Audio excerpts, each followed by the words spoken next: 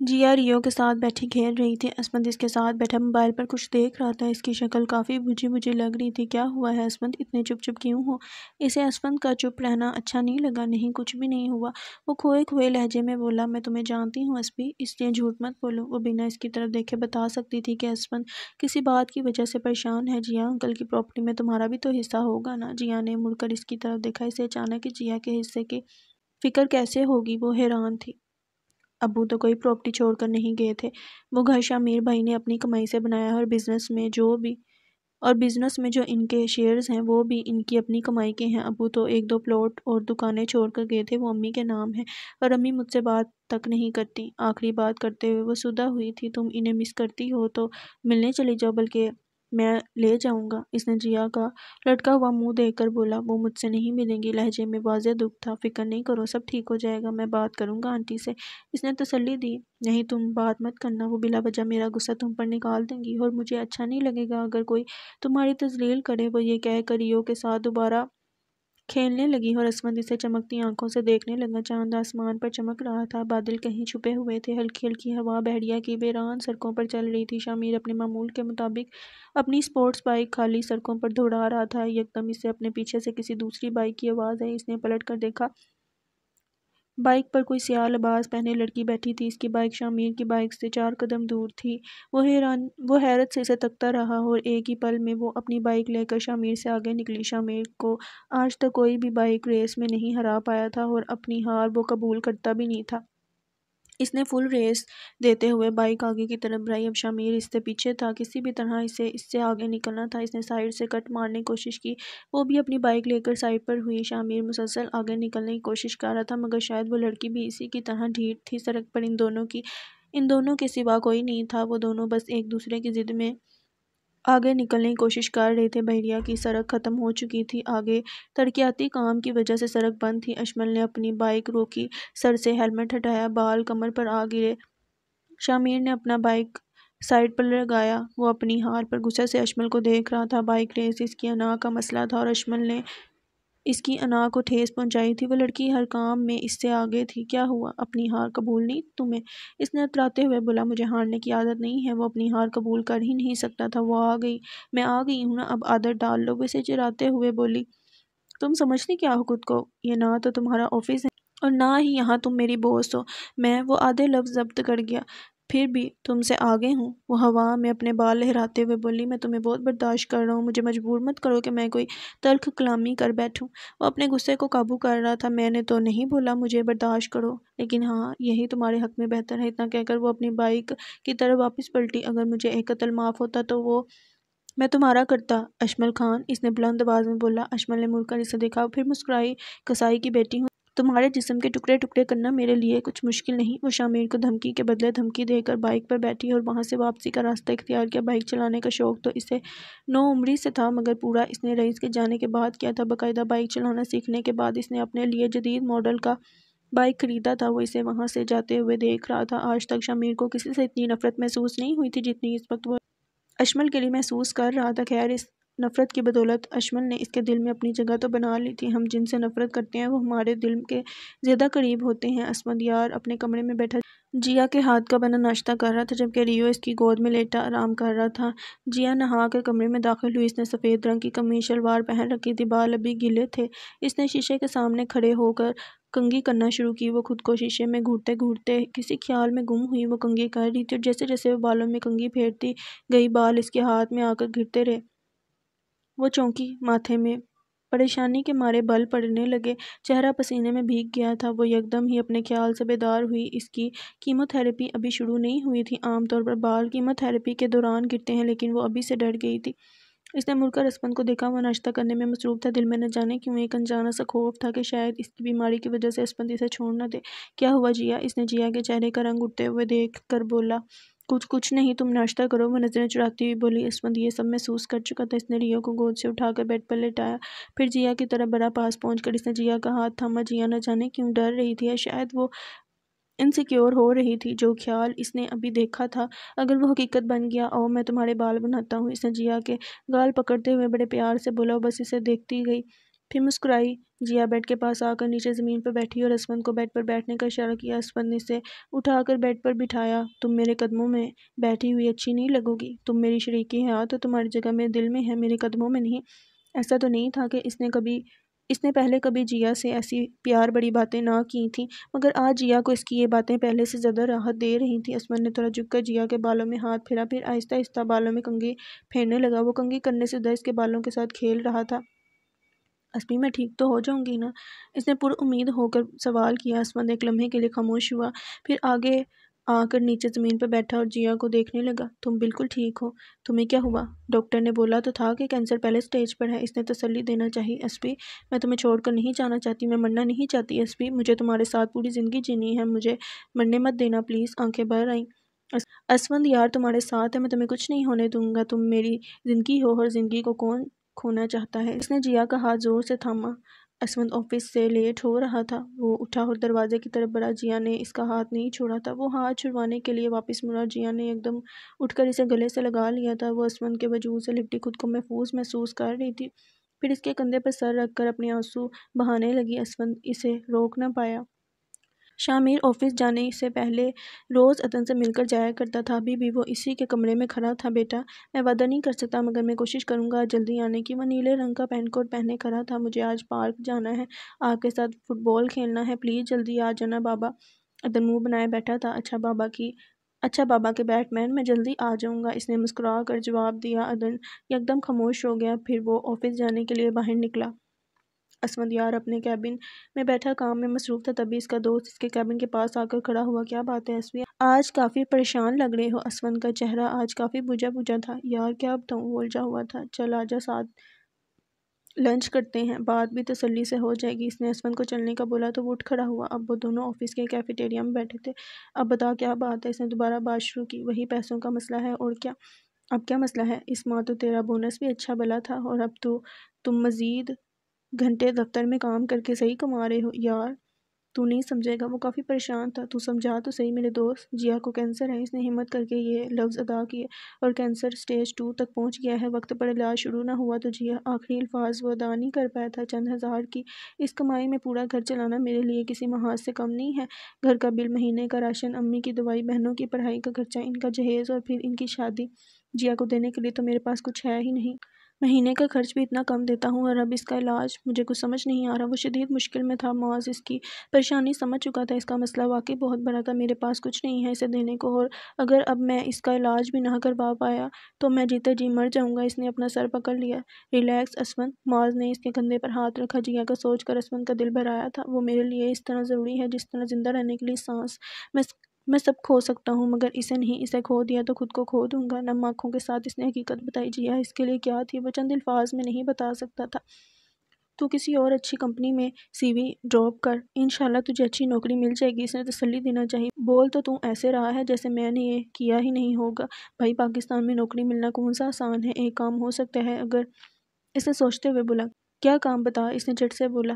دیکھ تیرا کمپنی میں ریکارڈ بہت اچھا ہے، باس تجھے کافی محنتی اور قابل سمجھتے ہیں۔ اس نے بات کا آغاز کیا۔ آگے بول۔ وہ بتاتے ہوئے بولا، ہماری کمپنی نے دبئی کی ایک کمپنی کے ساتھ پرسوں ہی ڈیل سائن کی ہے، باس اپنے قابل امپلائیز کو اس کمپنی میں بھیج رہے ہیں۔ جیا کبھی نہیں مانے گی، وہ جانتا تھا۔ یار اس بھی تجھے تنخواہ ڈبل ملے گی، رہائش، کھانا پینا سب ان کا ہوگا، اور تو وہاں پارٹ ٹائم کوئی چھوٹی موٹی نوکری کر کے 2 لاکھ تک آرام سے کما سکتا ہے۔ اس نے اسمند کو سمجھانے کی کوشش کی۔ ہاں میں تیری بات سمجھ رہا ہوں، مگر جیا میں کیسے اسے اس مشکل وقت میں چھوڑ کر باہر چلا جاؤں؟ وہ کبھی بھی اس بات پر آمادہ نہیں ہوگی۔ یار تو یہ سب بھابھی کے لیے ہی تو کر رہا ہے، دل کو ایک طرف رکھ کر دماغ سے سوچ، اتنا اچھا موقع ہے، ورنہ پھر یہی حل ہے کہ کسی بینک سے ادھار لے لے۔ پر جیا بھابھی کو تو سمجھائے گا تو وہ سمجھ جائے گی۔ اس نے پھر سے اصرار کیا۔ اسمند گہری سوچ میں گم ہوا۔ اپلائی کیسے کرنا ہے؟ وہ ہمت کر کے بولا۔ جیا کو وہ سمجھا لے گا، چل آ بتاتا ہوں۔ شام کا وقت ہو رہا تھا مگر شامیر ابھی تک واپس نہیں آیا تھا۔ عدن نے پورے گھر میں شور مچا رکھا تھا۔ بنش کی اب بس ہو گئی تھی، اس سے زیادہ وہ عدن کا شور برداشت نہیں کر سکتی تھی۔ اسے پاس والے پارک میں لے جاؤ بیلا، میرا سر درد سے پھٹا جا رہا ہے۔ وہ غصے سے بولتے ہوئے اپنے کمرے کی طرف بڑھی۔ بیلا کو شامیر نے ہی عدن کی دیکھ بھال کے لیے رکھا تھا۔ اس نے عدن کا ہاتھ پکڑا اور پارک کا رخ کیا۔ پارک میں سب بچے اپنا اپنا کھیل کھیل رہے تھے۔ عدن ان سب میں چھوٹا تھا، نہ ہی وہ کسی کو یہاں جانتا تھا۔ شامیر اسے اس طرح اکیلے باہر نکلنے نہیں دیتا تھا، اس لیے اس کے کوئی دوست نہیں تھے۔ وہ اپنا فٹ بال لیے پارک کے کونے میں کھڑا رہا، پھر وہ بیلا سے ضد کرنے لگا کہ اس کے ساتھ فٹ بال کھیلو، مگر بیلا بار بار انکار کر رہی تھی اور پارک کے فٹ پاتھ پر واک کر رہی تھی۔ ٹریک سوٹ پہنے، کانوں میں بلوٹوتھ لگا رکھے تھے۔ اس نے دور کھڑے عدن کو دیکھا، وہ اسے کافی پیارا لگا تھا، مانو جیسے دل اس بچے کی طرف کھینچا چلا جا رہا تھا۔ پھر وہ عدن کی طرف بڑھی۔ کیا بات ہے شہزادے؟ اس نے عدن کا لٹکا ہوا چہرہ دیکھ کر بولا۔ میں شہزادہ نہیں، میں بیٹ مین ہوں۔ اس نے معصوم سے لہجے میں بات کی تو اشمل ہنس پڑی۔ اچھا اچھا، بیٹ مین، کیا ہوا؟ اس نے جھک کر پیار سے پوچھا۔ میرے بابا بہت خڑوس ہیں، وہ میرے ساتھ نہیں کھیلتی اور نہ ہی بیلا آنٹی، صرف جیا پھپھو کھیلتی تھی، اب وہ بھی چلی گئی ہیں۔ وہ ایک ہی بار میں اپنی ساری کہانی بتا گیا تھا۔ میرے ساتھ کھیلو گے؟ اشمل کو اس بچے سے اپنائیت محسوس ہو رہی تھی، اتنے عرصے میں پہلی بار وہ مسکرائی تھی۔ عدن نے جھٹ سے ہاں میں سر ہلایا، پھر وہ دونوں ایک ساتھ فٹ بال کھیلنے لگے۔ عدن کو اشمل بہت پسند آئی تھی، وہ بہت خوش ہو کر اشمل کے ساتھ کھیل رہا تھا۔ 5 منٹ کے اندر اندر وہ دونوں دوست بن چکے تھے۔ دوسری طرف شامیر گھر میں داخل ہوا، وہ جانتا تھا کہ آج پھر وہ لیٹ ہو گیا تھا، ابھی اسے جا کر عدن کو منانا تھا۔ گھر میں گہرا سناٹا دیکھ کر وہ بنش کے کمرے کی طرف بڑھا، عدن کی طرح چہرے پر واضح پریشانی تھی۔ بیلا اسے پاس والے پارک میں لے گئی ہے، آپ اسے ایسے کیسے کسی ملازمہ کے ساتھ بھیج سکتی ہیں؟ لہجے میں غصہ تھا۔ مجھ سے نہیں سنبھلتی کسی اور کی اولاد، پتہ نہیں کس کا بیٹا ہے، انہوں نے حقارت سے بولا۔ وہ میرا بیٹا ہے، وہ دبا دبا چلایا تھا۔ پھر وہ غصے سے باہر نکلا۔ آج اشمل دفتر نہیں آئی تھی، اس لیے سارا کام اسے کرنا پڑا تھا۔ وہ دفتر سے تھکا ہارا آیا تھا، آگے عدن کی غیر موجودگی دیکھ کر وہ پریشان ہو گیا تھا۔ شامیر جلدی جلدی میں بنش سے پارک کا نام تک پوچھنا بھول گیا تھا۔ پاس میں کوئی 2-3 پارک تھے، اس نے پہلے سب سے قریب والے پارک کا رخ کیا، مگر عدن وہاں نہیں تھا۔ آہستہ آہستہ اندھیرا ہونا شروع ہو گیا تھا۔ وہ دوسرے پارک کی طرف جا رہا تھا، سربراہی کرسی پر مریم بیٹھی تھی، ساتھ میں گھر کے سارے افراد بیٹھے کھانا کھانے میں مصروف تھے۔ کل میں، سجل اور سائرہ کسی شادی پر جا رہے ہیں، جیا پیچھے سے گھر کو دیکھ لینا اور ہاں مشین بھی لگا لینا۔ مریم نے بات کا آغاز کیا تو جیا کو بھی ساتھ لے جائیں، وہ اکیلے گھر کا سارا کام کیسے کرے گی؟ اسمت نے فوراً جیا کی حمایت کی، گھر پر کوئی تو ہونا چاہیے، سمینا کی بیٹی کی شادی ہے، ان کی بیٹی سجل اور سائرہ کی پکی والی سہیلی ہے، ان کا جانا ضروری ہے اور میں بچیوں کو ایسے اکیلے شادی میں بھیجنے کے حق میں نہیں ہوں۔ کوئی بات نہیں، میں دیکھ لوں گی گھر، آپ فکر نہیں کریں، جیا نے تحمل سے جواب دیا۔ جیا نے اسمت کو آنکھیں دکھائیں تو اسمت خاموش ہو گیا۔ شامیر تینوں پارک میں دیکھ آیا تھا، مگر وہ کہیں نہیں تھا۔ عدن پچھلے 2 گھنٹوں سے غائب تھا، اس کے بغیر شامیر کا سانس اٹکا ہوا تھا۔ اب وہ اپنے گھر کے باہر کھڑا کسی سے کال پر بات کر رہا تھا۔ اچانک سے اسے ایک گاڑی اپنے گھر کے دروازے کے سامنے آ کر رکتی دکھائی دی۔ بیلا عدن کے ساتھ نیچے اتری اور ساتھ ہی وہ بھی اتری تھی۔ اسے دیکھتے ہی شامیر کا غصہ آسمان کو چھونے لگا۔ عدن اشمل کے ساتھ ہنس ہنس کر باتیں کر رہا تھا، ہاتھ میں آئس کریم تھی جو کہ اشمل نے ہی دلوائی تھی۔ وہ تیز قدم بڑھاتا ان کی طرف بڑھا۔ عدن فوراً اندر چلو۔ وہ عدن پر چلانا نہیں چاہتا تھا، مگر اس کا لہجہ کافی سرد تھا۔ پر بابا وہ، عدن ڈر گیا تھا۔ بیلا اسے اندر لے کر چلو، اتنا کہنے کی دیر تھی اور بیلا اسے اندر کی طرف لے کر جانے لگی۔ اب وہاں صرف اشمل اور شامیر موجود تھے۔ تم آخر چاہتی کیا ہو مجھ سے؟ وہ ہلکا ہلکا چلایا۔ مجھ سے بات آرام سے کرو، وہ وارننگ دیتے ہوئے بولی۔ نہیں کروں گا آرام سے بات، وہ زور سے چلایا۔ اشمل کی روح تک کانپ اٹھی، وہ اتنی مضبوط تو نہیں تھی جتنا وہ بنتی تھی، وہ ایک آواز پر ڈر جانے والی لڑکی تھی اور اسے اس وقت یوں محسوس ہو رہا تھا جیسے رئیس اس کے سامنے کھڑا ہے۔ تم ایک نہایت ہی ضدی اور ناپرست لڑکی ہو جسے صرف اپنی پرواہ ہے، تمہیں تو دوسروں کو تنگ کرنے میں مزہ آتا ہے نا؟ اس نے نم آنکھوں سے شامیر کو دیکھا۔ تم ہو کون؟ گمشدہ شوہر کے پیسے پر عیش کرنا بہت آسان ہوتا ہے اشمل خان، پر تمہیں کسی کی تکلیف کا کیا اندازہ؟ رئیس کے ساتھ بھی تم مزے میں تھی اور اب بھی مزے میں ہو، وہ جو دل میں آ رہا تھا بولے جا رہا تھا، اس سے زیادہ میں برداشت، اشمل نے بھیگی پلکوں کے ساتھ بولا۔ شامیر نے اس کی بات کاٹی۔ تم کیا برداشت کرو گی؟ میں تمہیں بہت عرصے سے برداشت کر رہا ہوں، لیکن آئندہ اگر تم میرے بیٹے کے قریب نظر بھی آئی تو مجھ سے برا کوئی نہیں ہوگا۔ وہ گلی میں کھڑا اس پر چلا رہا تھا اور اشمل چپ کر کے اس کی ہر بات سنتی گئی۔ وہ خود کو بے بس محسوس کر رہی تھی۔ بنش اوپر ٹیرس پر کھڑی سب کچھ سن اور دیکھ چکی تھی۔ انہیں شامیر پر غصہ آ رہا تھا، وہ رئیس کے ہاتھوں کافی عرصے تک ٹارچر ہوتی رہی تھی، وہ اس کے لیے کوئی کھلونا تھی جس پر وہ اپنا سارا غصہ نکالا کرتا تھا، اور آج شامیر نے بھی وہی کیا تھا۔ اشمل بھاگتی ہوئی گاڑی کی طرف بڑھی، اس کی آنکھوں میں آج شامیر کی وجہ سے آنسو تھے۔ شامیر نے اسے خود سے دور جاتے دیکھا، اسے اشمل کا کوئی جواب نہ دینا عجیب لگا تھا۔ جیا کھانا کھانے کے بعد ڈائننگ پر رکھے برتن اٹھا رہی تھی۔ کچن اور ڈائننگ کے بیچ ایک چھوٹی سی کھڑکی تھی۔ اسمت کچن میں کھڑا تھا، جیا اسے برتن پکڑا رہی تھی اور وہ برتن آگے سنک میں رکھ رہا تھا۔ وہ جیا کو گھر کے کام اکیلے نہیں کرنے دیتا تھا، زیادہ نہ صحیح مگر تھوڑی بہت مدد وہ ضرور کیا کرتا تھا۔ کیا ضرورت تھی سارے کام کی ذمہ داری لینے کی؟ اس نے جیا کی طرف دیکھا۔ تو اور کیا کرتی؟ اس نے سوال کیا۔ منع کر دیتی، وہ عام سے لہجے میں بولا۔ تم چاہتے ہو کہ آنٹی کا جو تھوڑا بہت موڈ مجھ سے ٹھیک ہوا ہے میں دوبارہ خراب کر دوں؟ عصمت، ایسے شادیاں کامیاب نہیں ہوتی، بہت سے سمجھوتے کرنے پڑتے ہیں، اس رشتے کو چلانے کے لیے اپنی ذات کو چھوڑ کر دوسروں کا سوچنا پڑتا ہے، اور میں نے تمہارے لیے ہی حامی بھری تھی، ورنہ تم جانتی ہو آنٹی کئی کئی دن تم سے بات نہ کرتی۔ وہ آخری پلیٹ عصمت کو پکڑاتے ہوئے بولی، نہیں، میں بس چاہتا ہوں کہ تم گھر کا سارا کام اکیلے نہیں کرو، اس لیے میں کل آفس سے چھٹی کر رہا ہوں، دونوں مل کر کام کریں گے۔ وہ تحمل سے بولا، تم نے ٹھیک کہا کہ سمجھوتا کرنا پڑتا ہے، مگر اس رشتے کو چلانے کے لیے دونوں اطراف سے سمجھوتا کرنا ضروری ہوتا ہے، ورنہ ایک انسان سمجھوتا کرتے کرتے تھک جاتا ہے، اور میں نہیں چاہتا کہ تم تھک جاؤ۔ اس نے جیا کی طرف مسکرا کر دیکھا، گال کا گھڑا واضح ہوا تھا۔ جیا بھی مسکرا دی۔ تم برتن دھونا شروع کرو، میں ریو کو کھانا دے کر آتی ہوں۔ اسے ریو کا خیال آیا، جو حکم میری جیا پیا واپس سنک کی طرف بڑھا۔ اب وہ وہاں کھڑا برتن دھو رہا تھا۔ شامر گھر کے اندر داخل ہوا، سامنے ہی بنش کھڑی تھی۔ وہ نظریں چراتے ہوئے اپنے کمرے کی طرف بڑھنے لگا۔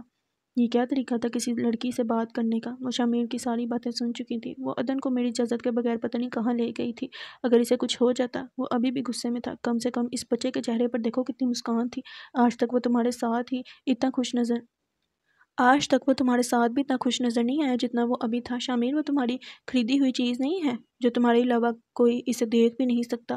وہ شامر کو آئینہ دکھا رہی تھی۔ تم جانتے ہو مجھے عدن سے کوئی مسئلہ نہیں ہے، مجھے صرف تمہاری اس پوزیسیونیس اور اس پاگلوں جیسے پیار سے مسئلہ ہے۔ تم عدن کے آگے سب بھول جاتے ہو، اور آج تو تم میری تربیت بھی بھول گئے۔ کیا میں نے تمہیں کبھی کسی لڑکی سے اس طرح گلی میں کھڑے ہو کر چلانا سکھایا ہے؟ شرم آ رہی ہے مجھے تمہیں اپنا بیٹا کہتے ہوئے۔ وہ آخری بات دکھی سے لہجے میں کہتے ہوئے اپنے کمرے کی طرف بڑھی۔ شامر وہاں چند لمحے ساکت کھڑا رہا۔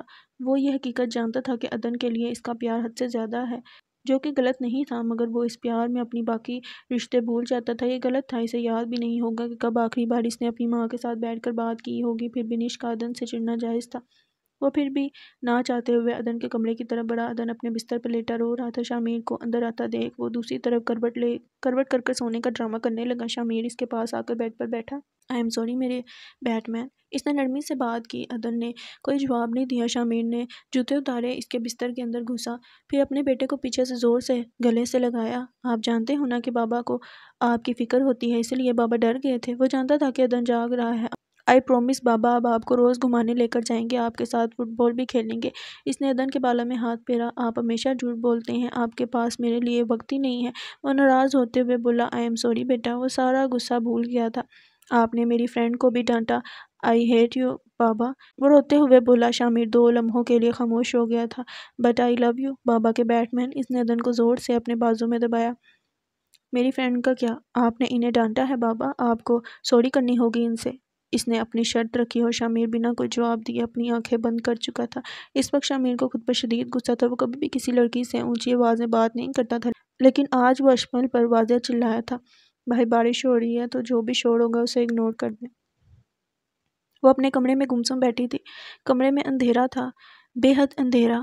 وہ اندھیروں میں رہنے کی عادی ہو گئی تھی۔ سامنے لیپ ٹاپ کھلا ہوا تھا جس پر وہ اپنا دکھ لکھ رہی تھی۔ اس کی زندگی میں کوئی نہیں تھا جو اس کی سنے، جو اسے سمجھے، اس لیے وہ اپنا سارا غم لکھ ڈالتی تھی۔ یہ اس کے لیے تھیراپی کی طرح تھا۔ دنیا کے سب مرد ایک جیسے ہوتے ہیں جو ہر عورت کو اپنی ملکیت سمجھتے ہیں، ان پر اپنا غصہ نکالنا، ان کی تذلیل کرنا تو جیسے ان کا فرض ہے۔ میرا دل کرتا ہے کہ دنیا کے سارے مردوں کو ایک لائن میں کھڑا کروں اور ایک گولی میں سب کو اڑا دوں۔ میں ان مردوں پر ایک سے زیادہ گولی بھی ضائع نہیں کرنا چاہتی۔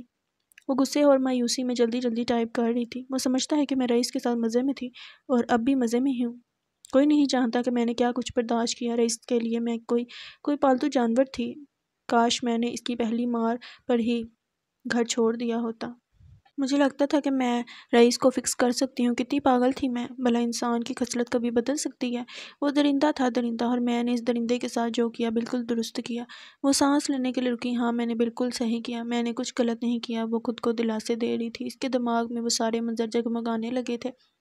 ایسا کیا کیا تھا اس نے رئیس کے ساتھ؟ یہ ایک راز ہے اور راز ہمیشہ پوشیدہ ہی اچھے لگتے ہیں۔ اگلی صبح کا سورج نکل چکا تھا۔ اسفند اور جیا بیڈ پر لیٹے ہوئے تھے۔ درمیان میں ریو لیٹا ہوا تھا۔ ریو نے اٹھ کر جیا کے کان کے پاس میاؤں میاؤں کرنا شروع کیا۔ اسے بھوک لگی ہوئی تھی، پھر اس نے جیا کے گال چاٹنا شروع کر دیے۔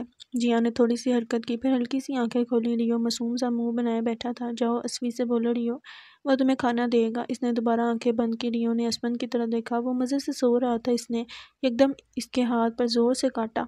اسود اچانک ڈر کے اٹھا۔ سامنے ریو بیٹھا تھا۔ اسود نے غصے سے اسے دیکھا۔ بچے پر غصہ نہیں کرو، اسے کھانا دو، شاباش۔ جیا نیند میں بول رہی تھی، تیری تو میں۔ اس نے ریو کو پکڑا۔ ریو نے بھی اپنے پنجے نکالے۔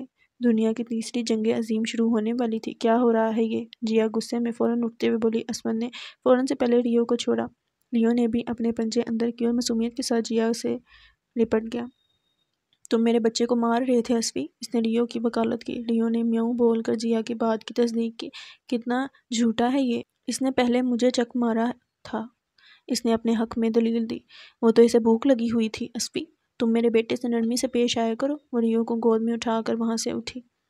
تم ہمیشہ اس کی طرفداری کرتی ہو، معصوم سے لہجے میں بولا۔ ہاں، کیونکہ یہ ایک معصوم سا بیبی ہے، تم اتنے بڑے ہو کر بھی اس سے پنگے لیتے ہو۔ وہ ریو کو کھانا ڈال رہی۔ اسود یار کا منہ بن گیا تھا۔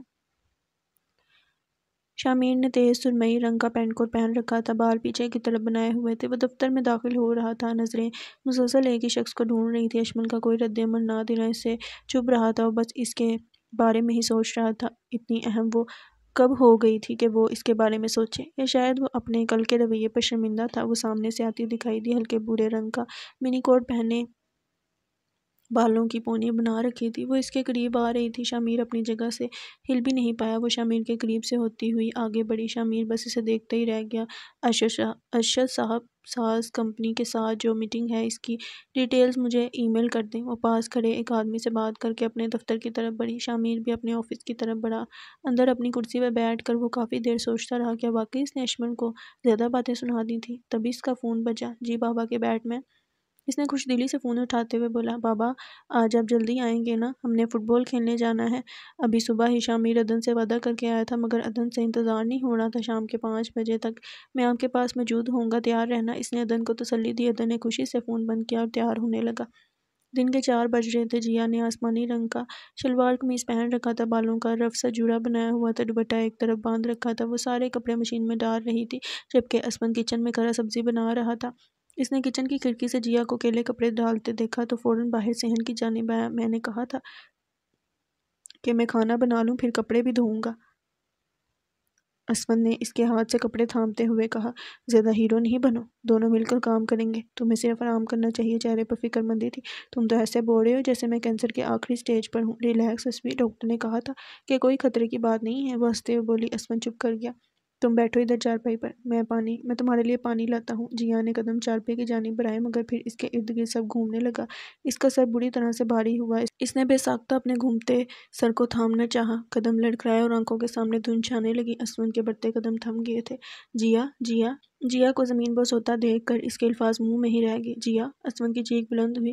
گھٹنوں کے بل بیٹھتے اس نے جیا کو کندھوں سے تھام کر اپنے ساتھ لگایا اور اس کا چہرہ تپتپانے لگا۔ جیا اٹھو، میری آواز آ رہی ہے؟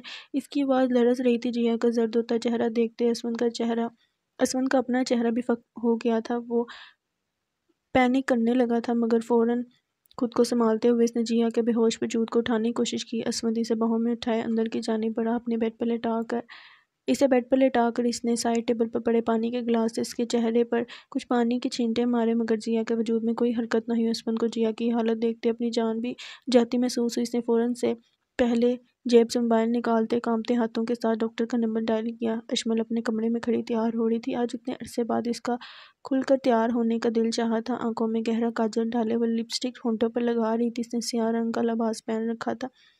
اپنے آپ کو شیشے میں دیکھ کر ماضی کی کوئی یاد اس کے سامنے جھلکی تھی۔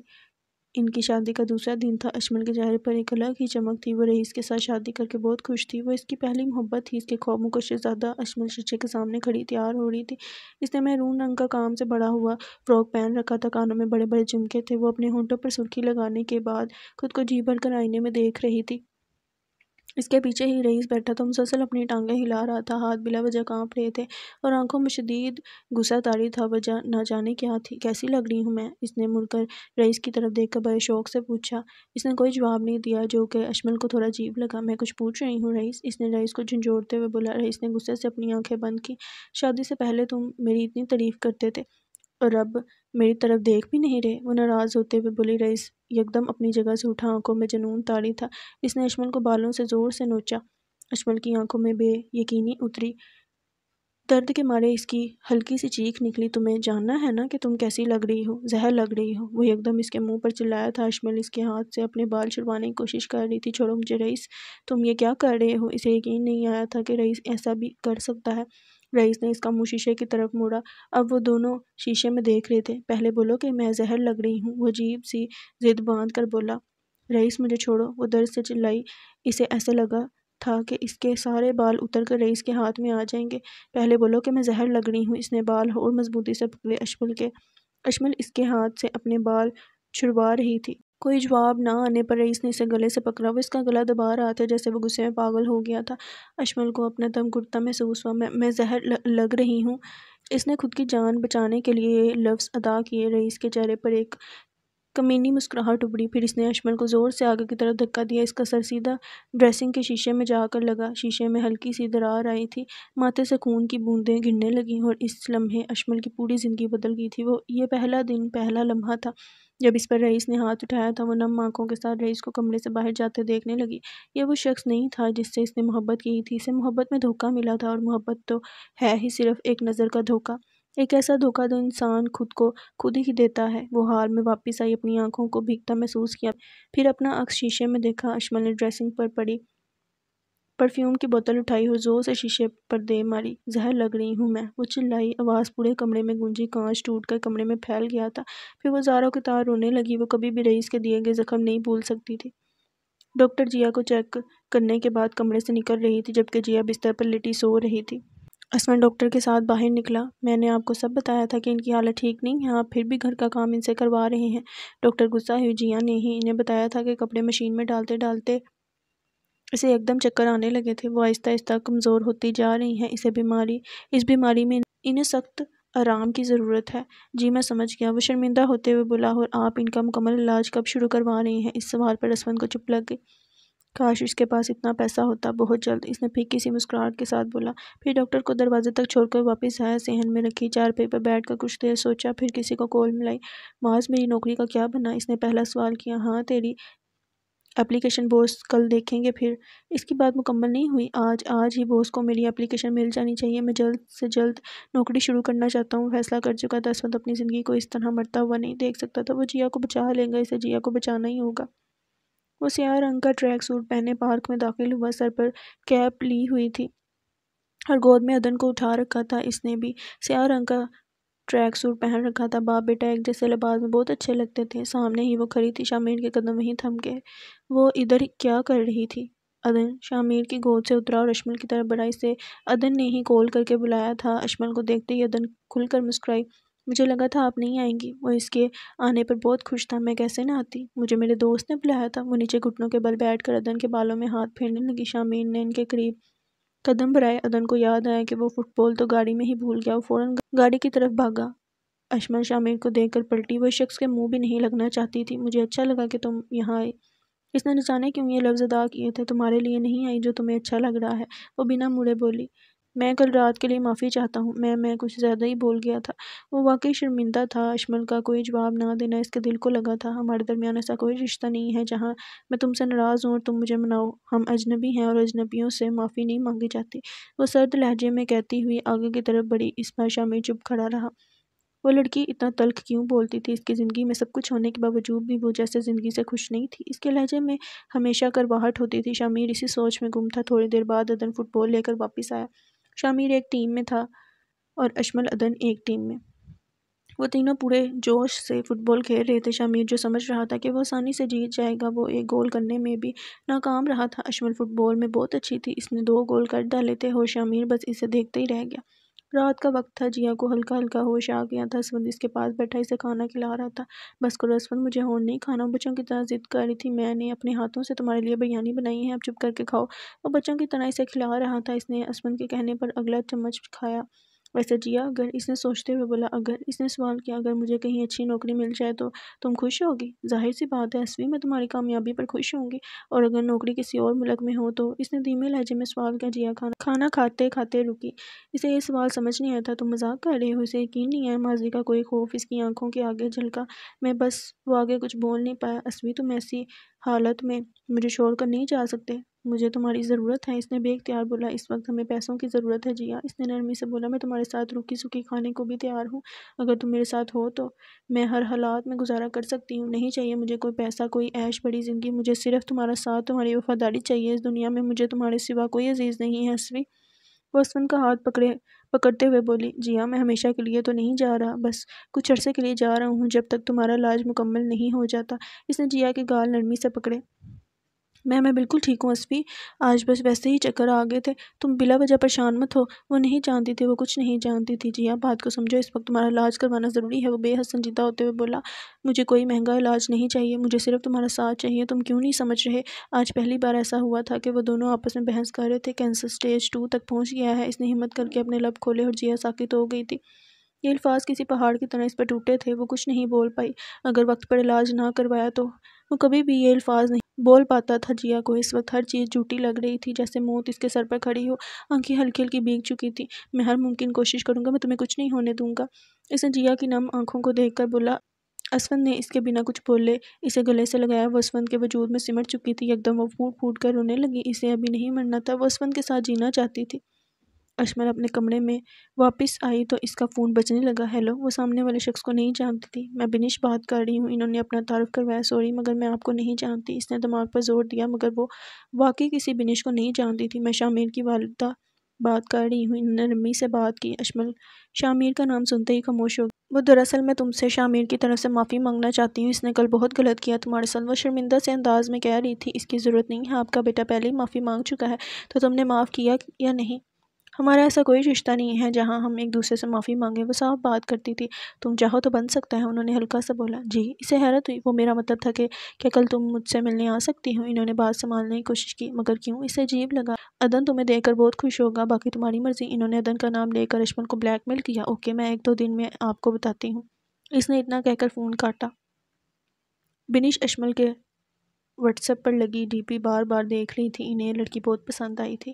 اسفند دفتر جانے کے لیے تیار ہو رہا تھا۔ آج جیا بستر سے نہیں اٹھی تھی، پچھلے 2 دنوں سے یہی چل رہا تھا۔ ان دونوں میں ابھی سے بات چیت کم ہو گئی تھی۔ اس نے مڑ کر جیا کی طرف دیکھا۔ میں جانتا ہوں کہ تم جاگ رہی ہو، اس کی آواز پر جیا نے فوراً آنکھیں بند کی۔ وہ اس سے اپنی ناراضگی کا اظہار کر رہی تھی، تبھی اسفند کا فون بجا۔ اسفی، اپنا پاسپورٹ اور باقی کچھ ضروری ڈاکیومنٹ میں نے تجھے واٹس ایپ کیے ہیں، وہ آتے ہوئے ضرور لے آئی۔ معاذ نے سلام دعا کے بعد پہلی بات کی۔ اچھا ٹھیک ہے، اس نے جیا کی طرف دوبارہ دیکھا۔ وہ اس کی مرضی کے بغیر نہیں جانا چاہتا تھا۔ آج دوسری کمپنی والے تیرا انٹرویو لیں گے، اللہ تجھے کامیاب کرے، اس نے دعا دی۔ اسفند نے بنا کوئی جواب دیے فون بند کیا، پھر وہ جیا کی طرف بڑھا۔ وہ زبردستی آنکھیں بند کیے لیٹی ہوئی تھی۔ مجھے دعا نہیں دو گی؟ آج میرا انٹرویو ہے، اس نے بڑے ایمان سے بولا۔ جیا اس کی طرف نہیں پلٹی تھی۔ وہ کافی دیر وہاں کھڑا رہا، پھر اس کے تھوڑے قریب آیا اور جیا کے سر پر بوسہ دیا۔ میں تمہیں بچانے کے لیے سب کروں گا جیا، اس نے ہلکا سا جیا کے کان میں بولا، پھر الماری سے کچھ کاغذات نکالے اور باہر کی طرف بڑھا۔ اس کے جاتے ہی جیا اٹھ کر بیٹھی، آنکھیں شدید لال تھیں، وہ بس خود کو اور اسفند کو تکلیف دے رہی تھی۔ شامیر نے آج دفتر سے چھٹی کی تھی، وہ اپنے بستر پر لیٹا مزے سے فٹ بال کا میچ دیکھ رہا تھا۔ اسفند نے اپنے کیبن میں بیٹھ کر شامیر کو کال ملائی۔ السلام علیکم شامیر بھائی، اس نے بات کا آغاز کیا۔ وعلیکم السلام، ہاں بولو اسفند بھائی، وہ ایک گزارش تھی۔ وہ ادب سے بات کر رہا تھا۔ ہاں بولو، اس سے تھوڑا تعجب ہوا۔ آج اگر آپ جیا کو گھر لے آئیں، دراصل وہ آنٹی کو بہت یاد کرتی ہے، اوپر سے عید کے بعد سے وہ نہ آپ سے اور نہ عدن سے ملی، میں کافی دنوں سے دیکھ رہا ہوں، وہ کافی اداس رہتی ہے۔ صحیح کہہ رہے ہو تم، واقعی میں کافی عرصہ ہو گیا ہے، روز فون پر تو بات ہو جاتی ہے میری اس سے، مجھے بھی وہ کچھ دنوں سے بجھی لگ رہی تھی۔ پھر وہ سوچنے کے لیے رکا، ابھی تو میں اپنے دوست کی طرف جا رہا ہوں، شام کو گھر واپسی پر اسے اپنے ساتھ لے آؤں گا۔ اس کی بات پر اسفند ہلکا سا مسکرایا۔ اور ہاں، رات کو تم بھی ہماری طرف ہی آ جانا، اس نے دعوت دی۔ نہیں شامیر بھائی، مجھے نہیں لگتا آنٹی کو میرا آنا پسند آئے گا، وہ تھوڑا مایوسی سے بولا۔ امی کو میں سنبھال لوں گا، تم رات کا کھانا ہماری طرف ہی کھاؤ گے، وہ جیسے حکم دے رہا تھا۔ جی ٹھیک ہے، اتنا کہہ کر اس نے فون کاٹا۔ ابھی 1 گھنٹے بعد اس کا انٹرویو تھا۔ شامیر بھی بستر سے اٹھا اور تیار ہونے کے لیے اپنی وارڈروب کی طرف بڑھا۔ شام کا وقت تھا، ہلکی ہلکی ہوا چل رہی تھی، سورج غروب ہونے ہی والا تھا۔ اشمل شامیر کے گھر میں داخل ہو رہی تھی، اس نے بنش کو آج کا وقت دیا تھا۔ مجھے بہت اچھا لگا کہ تم آئی، بنش نے اشمل کو گھر میں داخل ہوتے دیکھ کر کہا۔ وہ بس ہلکا سا مسکرا دی۔ آؤ اندر ڈائننگ روم میں چلتے ہیں۔ عدن کدھر ہے؟ اس نے بوڑھے لون میں گردن گھمائی۔ وہ نیچے بیسمنٹ میں اپنی بائک چلا رہا ہوگا۔ شامیر کی طرح اسے بھی بائکس کا بہت شوق ہے۔ آج وہ معمول سے ہٹ کر ہنس کر بات کر رہی تھی۔ تو پھر بیسمنٹ میں ہی چلتے ہیں، وہ ادن سے ملنا چاہتی تھی۔ بنش نے اسے اپنے پیچھے آنے کا اشارہ کیا۔ کیا کرتی ہو تم سارا دن؟ میں بس آفس کے کام وغیرہ میں کافی مصروف رہتی ہوں، کچھ اور کرنے کا وقت ہی نہیں ملتا۔ ہاں، رئیس کے بعد ساری ذمہ داری تمہاری کاندھے پر جو آ گئی، انہوں نے افسوس کرتے ہوئے بولا۔ اشمل خاموش رہی۔ رئیس کا کچھ پتہ چلا؟ انہوں نے سوال کیا۔ نہیں، اس نے جھٹ سے جواب دیا اور آگے بڑھی۔ بیسمنٹ کا دروازہ سامنے تھا، وہ سیڑھیاں اتر کر نیچے جانے لگی۔ بنش کو لگا شاید اسے رئیس کا ذکر اچھا نہیں لگا تھا۔ ادن اپنی چھوٹی سی بائیک بیسمنٹ میں دہرا رہا تھا۔ بیلا اس کے پاس کھڑی تھی۔ بیسمنٹ کی ایک طرف 4 سپورٹس بائیک کھڑے تھے جن پر کپڑا گھرا ہوا تھا۔ اشمل نے ادن کو دیکھا تو کھل کر مسکرائی۔ ادن ابھی بائیک چلانے میں مصروف تھا، اس نے اشمل پر غور نہیں کیا تھا۔ یہ ساری بائیکس شامیر کی ہیں، انہوں نے فخر سے بتایا۔ ویسے تم شامیر کو کب سے جانتی ہو؟ وہ خود ہی کوئی نہ کوئی بات شروع کر دیتی تھی۔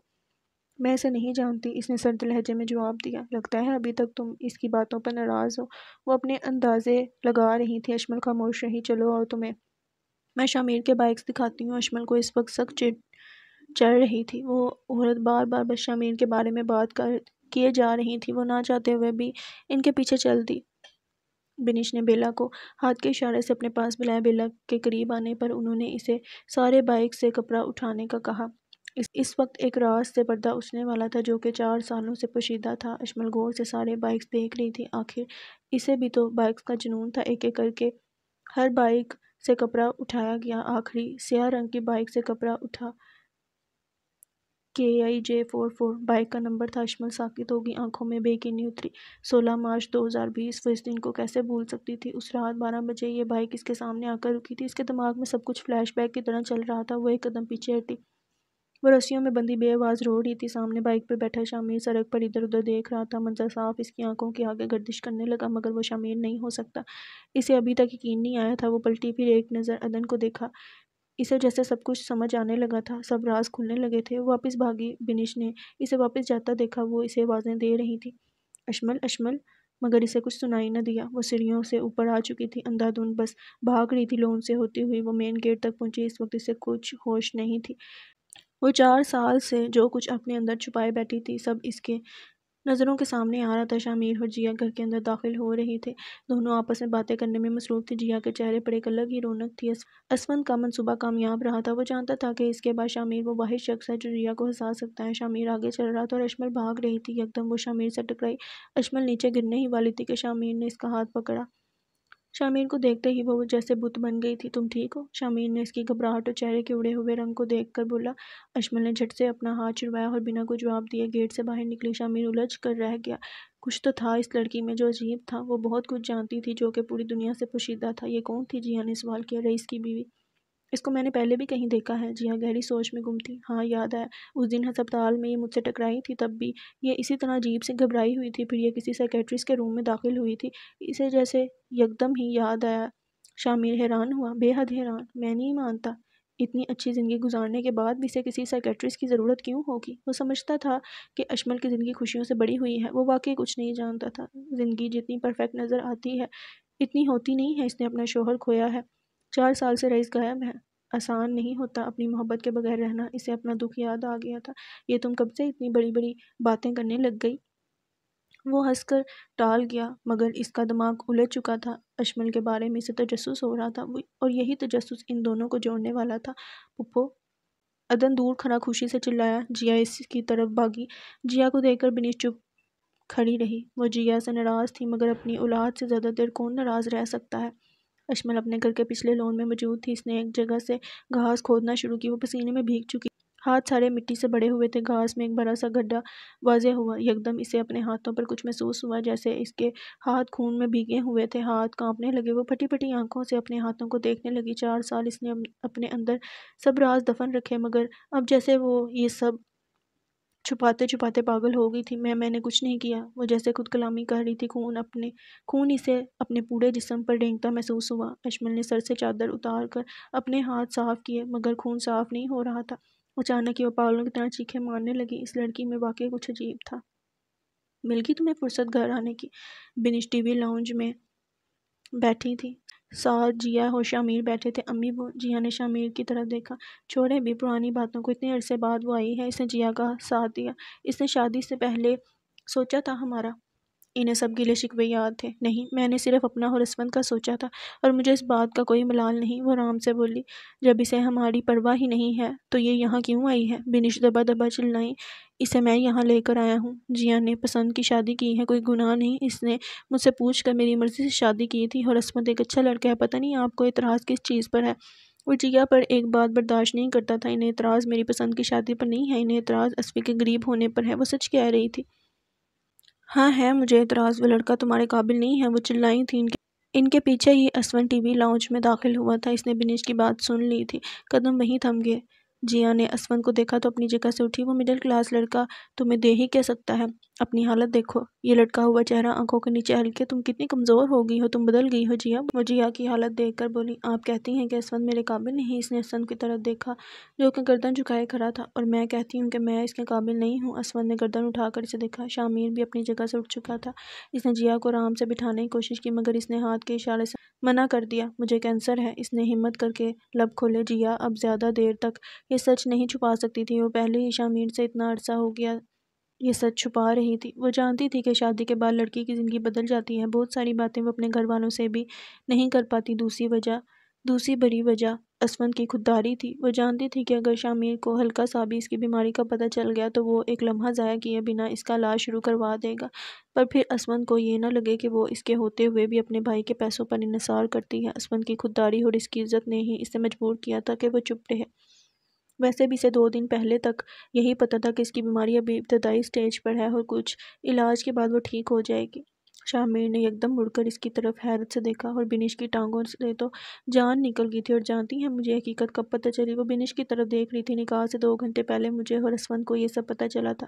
اس وقت اس نے میرا ساتھ نہیں چھوڑا، اس نے مجھے اس بیماری کے ساتھ قبول کیا تھا، اور آج تک اس نے مجھے یہ احساس نہیں ہونے دیا کہ میں بیمار ہوں۔ اتنی بڑی حقیقت جاننے کے بعد بھی اسفی کی محبت میں کمی نہیں آئی، اور آپ کہتی ہیں کہ اس شخص نے مجھے دیا ہی کیا ہے؟ اسفند اس کی طرف دیکھ رہا تھا۔ واقعی دنیا کا سب سے امیر ترین شخص تھا، کیونکہ اس کے پاس جیا جیسی محبت کرنے والی بیوی تھی۔ بنش اپنا سر پکڑ کر بیٹھ گئی۔ جب میں اس شخص کو دیکھتی ہوں تو میرا جینے کا دل کرتا ہے۔ شاید میرے پاس بہت کم وقت بچا ہے، پر جتنا بھی بچا ہے میں وہ اپنے پسندیدہ مرد کے ساتھ گزارنا چاہتی ہوں۔ وہ اسفند کی طرف دیکھ کر نم آنکھوں سے بولی۔ اسفند نے نفی میں سر ہلایا تھا۔ وہ ٹھیک ہو سکتی تھی، لیکن پھر بھی وہ نا امیدی والی باتیں کر رہی تھی۔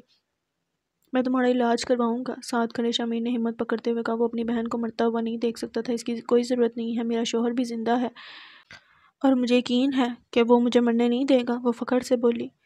شامیر نے جیا کو گلے سے لگا لیا، آنکھوں سے آنسو بہہ رہے تھے۔ وہ ایک مضبوط مرد تھا، لیکن جیا کے معاملے میں بہت کمزور تھا۔ بنش اپنی جگہ پر بیٹھی مسلسل رو رہی تھی۔ جیا ان کی بیٹی تھی، ان کی تکلیف کا اندازہ کوئی نہیں لگا سکتا تھا۔ وہ دونوں گھر واپس آ چکے تھے۔ پورے راستے دونوں میں کوئی بات نہیں ہوئی تھی۔ اس وقت بھی وہ دونوں کمرے میں موجود تھے۔ جیا بیڈ سے ٹیک لگائے لیٹی تھی، اسفند صوفے پر بیٹھا ہوا تھا۔ ایک عجیب سی خاموشی طاری تھی۔ تمہارا انٹرویو کیسا ہوا؟ اس نے سنجیدگی کے ساتھ سوال کیا۔ اچھا ہو گیا، وہ بنا اس سے نظریں ملائے بولا۔ تو کب جا رہے ہو مجھے چھوڑ کر؟ آواز میں درد تھا، نہ جانے کیوں وہ اتنی حساس ہو گئی تھی۔ وہ اٹھ کر جیا کے پاس آیا۔ تم ایسا کیوں سوچ رہی ہو کہ میں تمہیں چھوڑ رہا ہوں؟ اسے برا لگا، پتہ نہیں۔ وہ دن بدن کمزور ہوتی جا رہی تھی، دماغ میں صرف منفی خیال ہی آتے تھے۔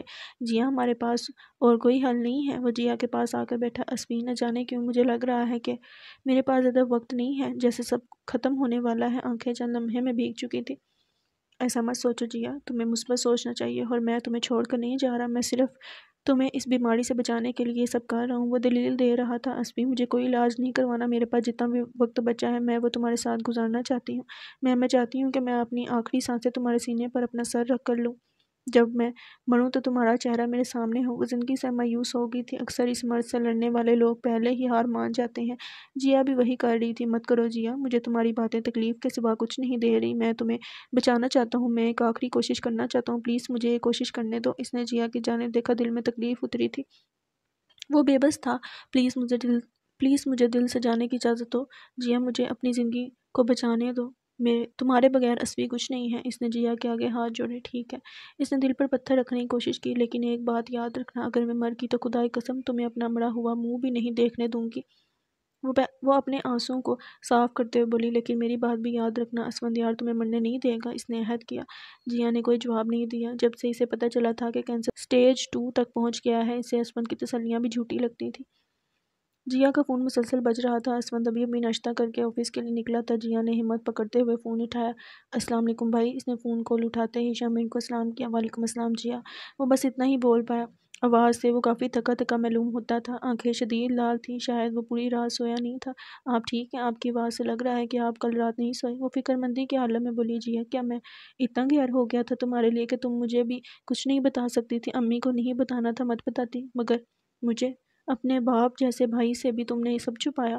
میں روز تم سے کال کر کے پوچھتا تھا کہ کوئی پریشانی ہے تو بتاؤ، اور تم جھوٹ پر جھوٹ بولتی رہی۔ اس کا دل باقی کافی دکھا تھا۔ بات کرتے کرتے ایک دم ہی آنکھیں بھر آئی تھیں۔ میں نے تمہیں کبھی بہن نہیں سمجھا، ہمیشہ اپنی اولاد ہی سمجھا ہے۔ 7 سال کی عمر میں جب ابو ہمیں چھوڑ گئے تھے تب امی ان کی یاد میں پوری پوری رات روتی رہتی تھی۔ اس وقت تم صرف 3 ماہ کی تھی۔ امی اپنے غم میں نڈھال تھیں، وہ تمہیں توجہ نہیں دے پا رہی تھیں۔ اس وقت میں تمہارے ساتھ پوری پوری رات جاگتا تھا، تمہارے لیے اپنے ہاتھوں سے فٹر بنانا، تمہارے کپڑے بدلنا، تمہیں روتے ہوئے چپ کروانا، سب میں نے اپنے ذمہ لیا تھا۔ تم میری بہن، میری جان، میری اولاد ہو، اور آج تم اتنی بڑی ہو گئی کہ مجھ سے باتیں چھپانے لگی ہو۔ وہ آخر میں رو دیا۔ جیا بے حد شرمندہ ہوئی۔ آئی ایم سوری بھائی، مجھے آپ کو بتانا چاہیے تھا، مگر نہ جانے کیوں مجھے لگا کہ شاید اب میں بڑی ہو گئی ہوں، میں اپنے مسئلے خود حل کر سکتی ہوں۔ وہ اصل بات چھپا رہی تھی۔ اصل میں وہ اپنے بھائی کے پیسے سے علاج کروا کر اسمن کو نیچا نہیں دکھانا چاہتی تھی۔ بہن بیٹیاں جتنی مرضی بڑی ہو جائیں، چاہے ان کی شادی ہو جائے، وہ اپنے باپ بھائی کے لیے وہی ایک چھوٹی سی معصوم سی گڑیا رہتی ہیں جس کو انہوں نے اپنے ہاتھوں سے پالا ہوتا ہے۔ تم چاہے 100 سال کی ہو جاؤ، چاہے تمہارے بچے بھی ہو جائیں اور آگے ان کے بچے بھی ہو جائیں، تم میرے لیے میری چھوٹی سی گڑیا ہی رہو گی۔ تم میرے لیے وہی چھوٹی سی بچی رہو گی جو اپنے بھائی کی لاڈلی تھی، جو اپنے دن کی ایک ایک بات اپنے بھائی سے شیئر کرتی تھی۔ تم میرے لیے کبھی بھی بڑی نہیں ہوگی۔ جیا پلیز اپنے بھائی سے کچھ مت چھپایا کرو۔ بہت تکلیف ہوتی ہے جب یہ سوچتا ہوں کہ میری بہن اتنی بڑی بیماری سے لڑتی رہی اور میں پاگل بیوقوف لاعلم رہا۔ وہ خود پر افسوس کرتے ہوئے بولا، آئندہ ایسا نہیں ہوگا بھائی، پلیز مجھے اس بار معاف کر دیں، بس یہ پکا آخری بار ہے۔ اس کی بات سن کر وہ مسکرا دیا۔ یہ تو تمہارے بچپن سے عادت ہے، پہلے غلطی کرتی ہو پھر کہتی ہو کہ یہ پکا آخری بار تھا۔ وہ اس کے انداز میں کہتا ہوا کھل کر ہنسا۔ جیا بھی کھل کر ہنسی۔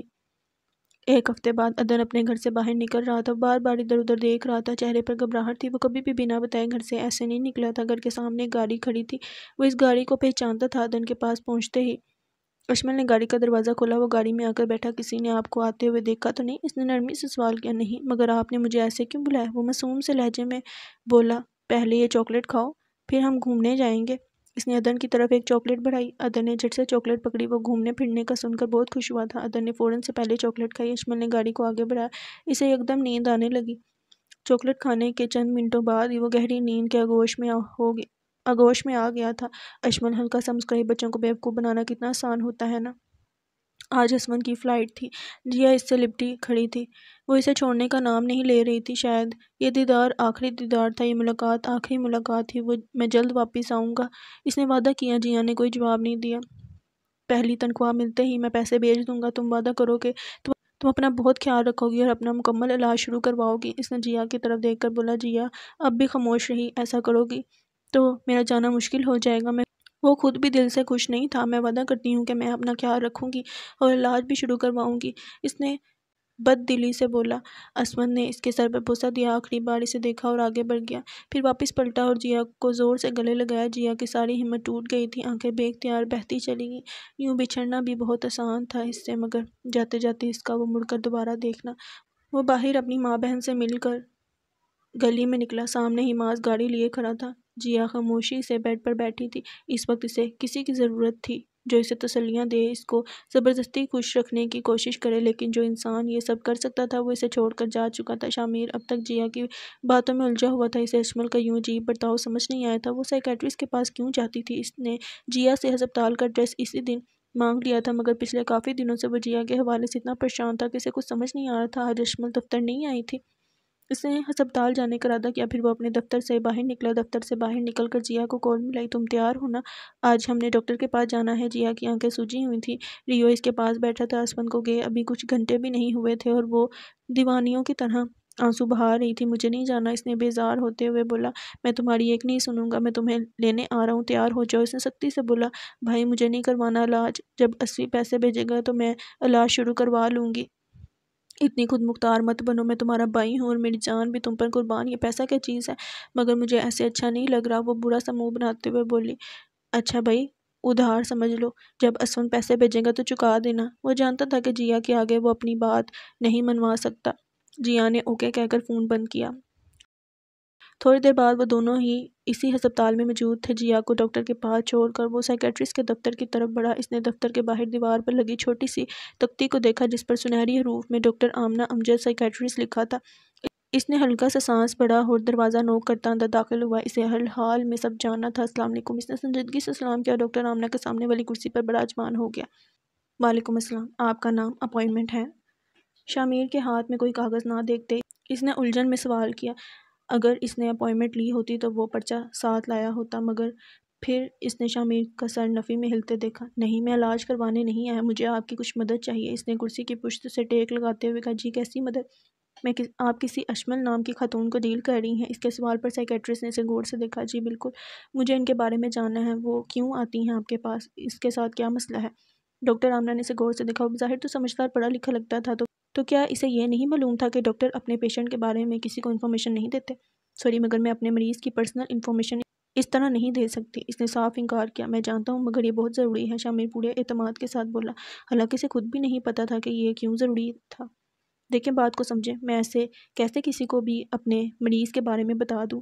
آپ مجھے پریشان مت کریں اور یہاں سے جائیں. میرا وقت بہت قیمتی ہے. اس نے ہاتھ سے اشارے سے دروازے کی جانب اشارہ کیا. شامیر جانتا تھا کہ وہ ٹھیک کہہ رہی تھی، مگر وہ بھی اپنی ضد کا پکا تھا. تو ٹھیک ہے، پھر میں بھی ادھر سے نہیں ہلنے والا جب تک آپ مجھے سب بتا نہیں دیتی. اس نے سکون سے سینے پر ہاتھ باندھ کر کرسی سے ٹیک لگائی. ڈاکٹر آمنہ نے بے یقینی سے سامنے بیٹھے شامیر کو دیکھا جو اس وقت اس کا دماغ خراب کر گیا تھا. وہ اچھا خاصا پڑھا لکھا لگتا تھا، مگر جہالت. ڈاکٹر آمنہ اپنی جگہ سے اٹھی اور سیکیورٹی کو بلانے کے لیے باہر نکلی. وہ آفس کے دروازے سے نکلی تھیں کہ ان کا فون بجا. کال اشمل کی تھی. سلام دعا کے بعد ڈاکٹر آمنہ اسے آفس میں بیٹھے شخص کے بارے میں بتانے لگی تھی کہ اشمل بول پڑی. میں آج نہیں آ سکتی. آج کا سیشن آپ کینسل کر دیں. وہ گہرے شوق میں تھی. عدن اس کے ساتھ ہی گاڑی میں لیٹا سو رہا تھا جو اسے ابھی پتہ چلا تھا. وہ ایک دردناک حقیقت تھی. وہ تو ٹھیک ہے، مگر اشمل؟ پتہ نہیں کون آدمی آپ کے بارے میں پوچھنے کے لیے میرے دفتر میں بیٹھا ہے. اس نے اشمل کو آگاہ کیا. کیا پوچھنا چاہتا ہے وہ جانتی تھی اس کے بارے میں کون پتہ کرنے آیا تھا. یہی کہ آپ میرے پاس کیوں آتی ہیں. اس نے دور کھڑے سیکیورٹی گارڈ کو اشارہ کر کے اپنے پاس بلایا. اشمل نے چند لمحے کچھ سوچا اور پھر بولی. جو وہ جاننا چاہتا ہے آپ اسے بتا دیں. وہ گہرا سانس لے کر بولی. جی. اسے حیرت ہوئی تھی. میں نے کہا اسے سب حقیقت بتا دیں. اتنا کہہ کر اس نے فون کاٹ دیا. ان دونوں کا ملنا ان کے وقت میں لکھ دیا گیا تھا.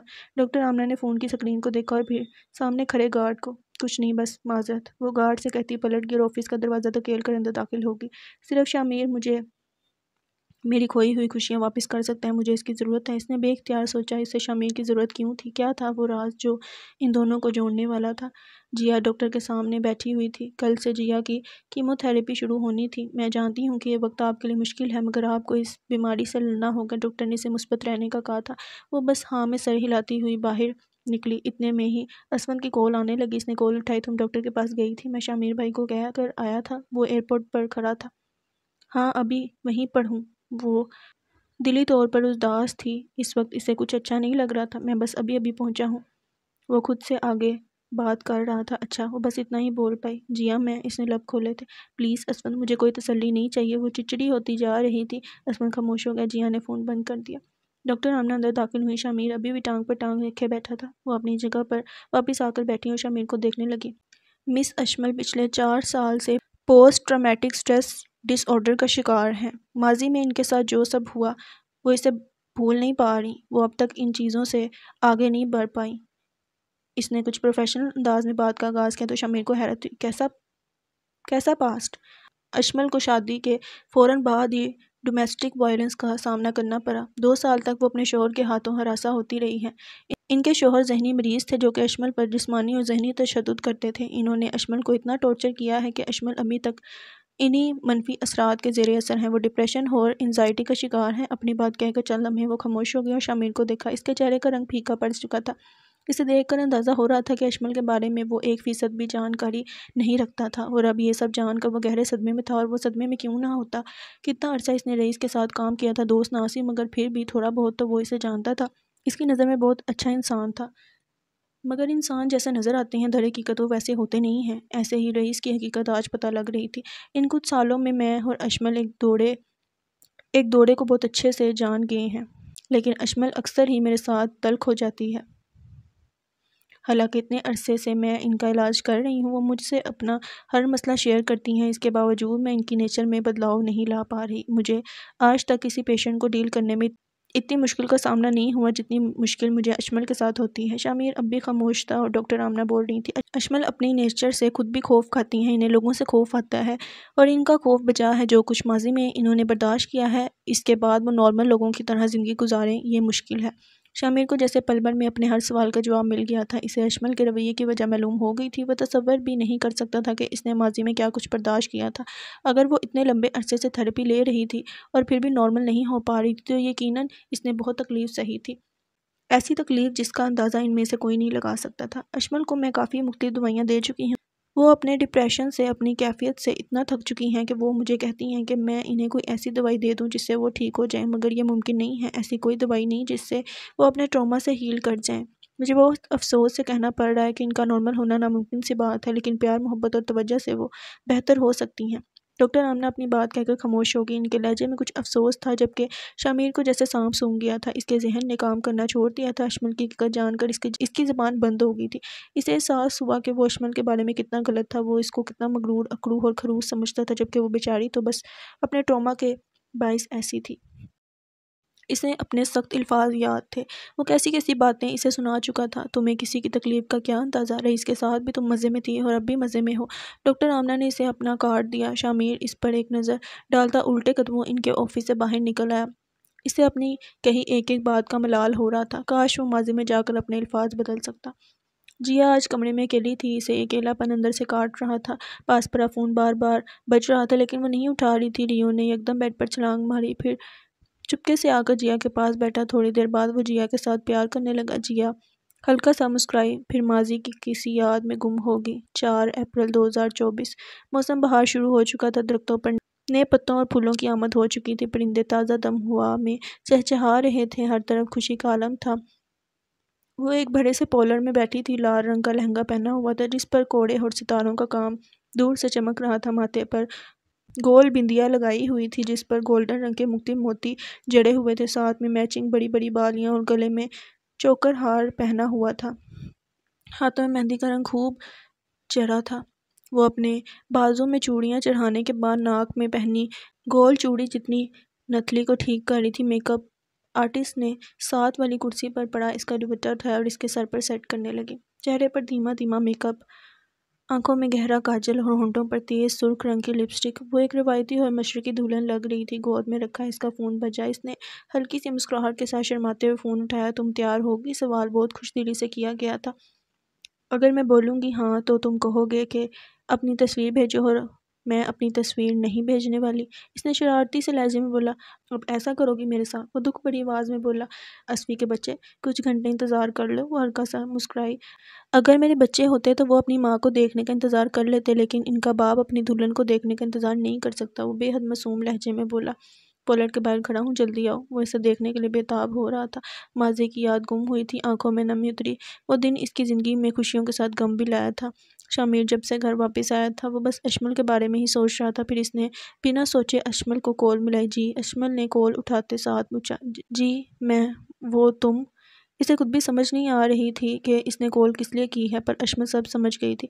کیا ہم کل ڈنر پر مل سکتے ہیں؟ بالکل بھی نہیں، اس نے صاف انکار کیا۔ عدن کافی ضد کر رہا ہے، وہ آپ کے ساتھ کافی خوش رہتا ہے۔ اس نے عدن کا نام لیا تھا۔ عدن نے کب ضد کی؟ اشمل اس کے آپ کہنے پر حیران ہوئی۔ اوکے، اتنا کہہ کر فون بند کیا۔ کتنی عجیب لڑکی ہے، نہ کوئی خدا حافظ نہ کوئی شکریہ، وہ منہ بناتے ہوئے بولا۔ عصمت اپنے ایک کمرے کے فلیٹ میں بیٹھا تھا۔ یہ فلیٹ کمپنی کی طرف سے دیا گیا تھا۔ وہ جب سے یہاں آیا تھا اسی طرح گہری سوچ میں گم تھا۔ جیا اس کی کال نہیں اٹھا رہی تھی، آخر وہ اس کی بات کیوں نہیں سمجھ رہی تھی؟ پہلے تو کبھی جیا نے ایسا نہیں کیا۔ اس کے فلیٹ کا دروازہ کھٹکا۔ عصمت نے دروازے کی طرف قدم بڑھائے۔ دروازے کی دوسری طرف ایک لڑکی کھڑی تھی، مغربی لباس پہنے، منہ پر بے تحاشا میک اپ کیا ہوا تھا، ایک ہاتھ میں پیزے کا ڈبہ پکڑا ہوا تھا۔ عصمت نے دروازہ کھولا، سامنے کسی غیر لڑکی کو دیکھ کر اس نے نگاہیں نیچے کی۔ ہیلو، لڑکی نے مسکرا کر ہاتھ آگے بڑھایا۔ عصمت نے بنا کچھ کہے دروازہ بند کیا۔ ابھی وہ لوک لگانے لگا تھا کہ لڑکی نے ہلکا سا دروازہ کھولا اور 2 قدم اندر بڑھائے۔ آپ پاکستان سے ہیں؟ میں بھی پاکستانی ہوں، وہ خود بخود بات کیے جا رہی تھی۔ آپ کا یوں رات کے وقت میرے فلیٹ میں آنا مناسب نہیں ہے، مہربانی ہوگی اگر آپ یہاں سے چلی جائیں۔ اس نے بہت عزت سے بات کی۔ یار اتنے تنگ ذہن کے مت بنو، تمہیں آئے ابھی کچھ گھنٹے ہی ہوئے ہیں، تم نے کچھ کھایا بھی نہیں ہوگا، اور پیزا کھاتے ہیں، اس نے آفر کی۔ دیکھیں میں بہت عزت سے پیش آ رہا ہوں آپ کے ساتھ، اس لیے بہتر ہے کہ آپ خود ہی یہاں سے چلی جائیں۔ وہ اس لڑکی کی طرف دیکھ بھی نہیں رہا تھا۔ سمجھ گئی میں، تمہاری ضرور کوئی گرل فرینڈ ہے، تبھی اتنے لوئل بن رہے ہو۔ وہ اپنے ہی اندازے لگا رہی تھی۔ الحمدللہ میں شادی شدہ ہوں اور میری بیوی کو ہرگز اچھا نہیں لگے گا کہ میں اس کی غیر موجودگی میں کسی لڑکی سے ملوں، تو محترمہ برائے مہربانی آپ یہاں سے چلی جائیں۔ اس نے لڑکی کو جانے کا اشارہ کیا۔ وہ غصے میں لال ہوتی ہوئی باہر نکلی۔ رات کے 9 بج رہے تھے۔ ایک عالی شان ہوٹل میں بے تحاشا لوگ موجود تھے۔ وہیں پر ایک میز پر شامیر سیاہ رنگ کا ٹیکسیڈو پہنے بیٹھا تھا، بال جل کی مدد سے پیچھے کی طرف بنائے گئے تھے۔ ساتھ میں عدن بیٹھا تھا جس نے باپ جیسا ہی سوٹ پہن رکھا تھا۔ شامیر نے ہاتھ میں پہنی گھڑی کی طرف دیکھا، پھر سامنے کھالی کرسی کو دیکھا، وہ اب تک نہیں آئی تھی۔ گول میز پر ایک پھولوں کا گلدستہ رکھا تھا۔ وہ ہوٹل کے اندر داخل ہوئی۔ میرون رنگ کی پیروں تک آتی سادہ سی فراک پہنے ہوئی تھی، بالوں کو ہلکے جوڑے میں باندھا ہوا تھا اور بالوں کی 2 لٹیں آگے ماتھے پر گری ہوئی تھی۔ میک اپ بالکل ہلکا سا تھا۔ وہ ادھر ادھر دیکھ رہی تھی۔ شامیر نے دور سے ہاتھ کا اشارہ کر کے اسے اپنی طرف بلایا، پھر وہ اپنی جگہ سے اٹھ کھڑا ہوا۔ اشمل اس کے قریب آ رہی تھی۔ شامیر بس اسے ہی دیکھ رہا تھا۔ آج اس نے پہلی بار اشمل کو غور سے دیکھا تھا اور وہ اس سے اپنی نظریں ہٹا نہیں پا رہا تھا۔ وہ پاس آئی تو شامیر نے اس کے لیے کرسی پیچھے کی۔ وہ اس کرسی پر آ کر بیٹھی۔ کیسے ہو بیٹ مین؟ اس نے عدن سے پیار بھرے لہجے میں سوال کیا۔ بہت خوش۔ وہ مسکرا کر بولا۔ شامیر اشمل کے سامنے رکھی کرسی پر دوبارہ بیٹھا۔ یہ عدن نے آپ کے لیے لیا تھا۔ اس نے گلدستہ اشمل کی طرف بڑھایا۔ بابا جھوٹ نہیں بولتے، یہ گلدستہ آپ نے لیا تھا۔ عدن نے جھٹ سے شامیر کو جھوٹا ثابت کیا۔ شامیر کو شرم کے مارے ٹھنڈے پسینے آنے لگے۔ اشمل مسکرائی۔ عدن کل تو ہم ملے تھے، پھر آج ڈنر کے لیے ضد کیوں کی؟ اس نے جان بوجھ کر پوچھا۔ نہیں میں نے تو کوئی ضد نہیں کی، اس نے جھٹ سے انکار کیا اور شامیر نے منہ دوسری طرف کر لیا۔ اشمل کی مسکراہٹ گہری ہو۔ میری طرف دیکھو، اس نے شامیر کی طرف نظریں جماتے ہوئے کہا۔ شامیر نے بے اختیار اس کی طرف دیکھا۔ کہو کہ یہ گلدستہ تم لائے ہو۔ وہ اس کی آنکھوں میں مسلسل دیکھ رہی تھی۔ شامیر بھی جیسے اس کی ان آنکھوں میں کھو سا گیا تھا۔ یہ گلدستہ میں لایا ہوں آپ کے لیے، اس نے اشمل کے الفاظ دہرائے۔ ایک لڑکی کو پھول دینے کا مطلب سمجھتے ہو؟ اس نے سوال کیا۔ ہاں، وہ جھٹ سے بولا۔ نظر سے نظر تک کا سفر اب بھی جاری تھا۔ نہیں تھا اپنا، پھر بھی اپنا اپنا لگا۔ کسی سے مل کر بہت دیر بعد اچھا لگا۔ جن پر وہ آنکھیں اٹھی ہیں ان سے جا کر پوچھو، ڈوبنا کیا ہوتا ہے، پار اترنا کیا ہوتا ہے۔ میں معافی چاہتا ہوں، پتہ نہیں میں کیا سوچ کر لیا ہے۔ آپ کسی کی بیوی ہیں اور اس سائیکیٹرسٹ کی باتیں یاد آئیں۔ اگلے الفاظ زبان پر ہی رہ گئے۔ وہ بس جلدی میں پتہ نہیں بول گیا تھا۔ اسے اندازہ تھا کہ رئیس کا ذکر بھی اشمل کو تکلیف دے گا۔ میں نے 2 سال پہلے ہی کورٹ میں خلا کا مقدمہ درج کر دیا تھا، اب میں اس کی بیوی نہیں ہوں۔ اس نے بنا کسی جذبات کے یہ بات بولی تھی۔ بابا مجھے بھوک لگی ہے۔ عدن کو ان کی باتیں کچھ سمجھ نہیں آ رہی تھی۔ ہاں میرے بیٹ مین، ابھی کھانا آرڈر کرتے ہیں۔ پھر اس نے ویٹر کو اشارہ کیا۔ وہ تینوں بیٹھے ڈنر کر رہے تھے۔ یہ رات کتنی حسین تھی واقعی۔ جیا کچن میں کھڑی اپنے لیے ناشتہ بنا رہی تھی۔ اسفند یار اس کے ساتھ ویڈیو کال پر موجود تھا۔ وہ جیا کا لٹکا ہوا چہرہ دیکھ کر دل ہی دل میں مر رہا تھا۔ جیا، اس نے پیار سے بولا۔ ہاں، وہ بنا موبائل کی طرف دیکھے بولی۔ کب تک ناراض ہوگی؟ وہ درد بھرے لہجے میں بولا۔ میں ناراض نہیں ہوں۔ وہ بیزار آئی ہوئی تھی۔ مجھے ہر چیز سے ایک عجیب سی الجھن ہوتی ہے، پتہ نہیں کیوں۔ اس بیماری میں یہ سب نارمل ہوتا ہے۔ جیا جانتی ہو ہم اتنے سالوں سے ایک ساتھ کیوں تھے؟ کیونکہ ہم ہمیشہ ایک دوسرے کو سمجھتے تھے، ایک دوسرے کے لیے سمجھوتا کرتے تھے۔ ہم یہ جانتے ہیں کہ کچھ بھی ہو جائے، نہ جیا اسمن کو چھوڑے گی اور نہ اسمن جیا کو۔ یہ دوریاں وقتی ہیں مگر ہماری محبت دائمی ہے۔ اس نے جیا کی آنکھوں میں دیکھ کر بولا۔ جانتی ہوں ہمیں ایک دوسرے کی عادت ہے اور یہ عادت اتنی آسانی سے نہیں چھوٹ سکتی۔ اسے اسمن اور اپنی محبت پر شک نہیں تھا، یہ کچھ اور تھا۔ میرا بیٹا کیسا ہے؟ اس نے بات بدلی۔ دبئی جا کر تمہیں ریو بڑا یاد آ رہا ہے؟ پہلے تو تم اسے منہ بھی نہیں لگاتے تھے۔ اس کا کچھ موڈ بہتر ہوا؟ جیلس ہو رہا ہوں میں، اب تمہاری ساری توجہ وہ اکیلا لیا کرے گا، وہ معصوم سے لہجے میں بولا۔ جیا اس کی بات پر ہنس دی۔ ناراضگی ختم ہو گئی تھی۔ حد ہے اسفی، جیا نے نفی میں سر ہلایا اور اتنے میں ریو شلف پر چڑھا اور جیا کی طرف دیکھنے لگا۔ وہ جیا کی گود میں آنا چاہتا تھا۔ جیا نے اسے گود میں لیا۔ دیکھا مجھے چرانے آ گیا یہ، اور جیا کی ہنسی نہیں رک رہی تھی۔ اسے دیکھ کر اسفند یار بھی مسکرا دیا۔ شامیر دفتر کے لیے نکل رہا تھا۔ بنش بھی تیار ہو کر اپنے کمرے سے نکلی۔ رکو شامیر، انہوں نے شامیر کو آواز دی۔ شامیر رک گیا۔ آپ نے کہیں جانا ہے؟ اس نے بنش کی طرح تیاری دیکھ کر اندازہ لگایا۔ ہاں، وہ तुम मुझे जिया के घर छोड़ा, आप और वो بھی جیا کے گھر۔ وہ حیران ہوا۔ بیٹی ہے وہ میری، یہ وقت اس کے لیے مشکل ترین ہے، اسے ہم سب کی ضرورت ہے۔ وہ آخرکار ماں تھی اور ماں اپنے بچوں سے زیادہ دیر ناراض نہیں رہ سکتی۔ شامین نے انہیں چلنے کا اشارہ کیا۔ تھوڑی دیر بعد وہ دونوں گاڑی میں بیٹھے تھے۔ ویسے اشمل کیسی لگتی ہے تمہیں؟ انہوں نے شامین کی طرف دیکھ کر سوال کیا۔ پتہ نہیں، پتہ اسے سب تھا، بس وہ بتانا نہیں چاہتا تھا۔ اتنی پیاری ہے وہ، بنش نے اس کی تعریف کی تھی۔ آپ یہ بولیں کہ کتنی امیر ہے وہ؟ اور شامیر بس خاموشی سے اشمل کے بارے میں سوچنے لگا۔ پیاری تو وہ واقعی بہت تھی۔ عصمت اپنے کمرے سے باہر نکل رہا تھا۔ اس نے سیاہ پینٹ پر نیلی ڈریس شرٹ پہن رکھی تھی۔ آج اس کی جاب کا پہلا دن تھا، اس لیے وہ تھوڑا گھبرایا ہوا تھا۔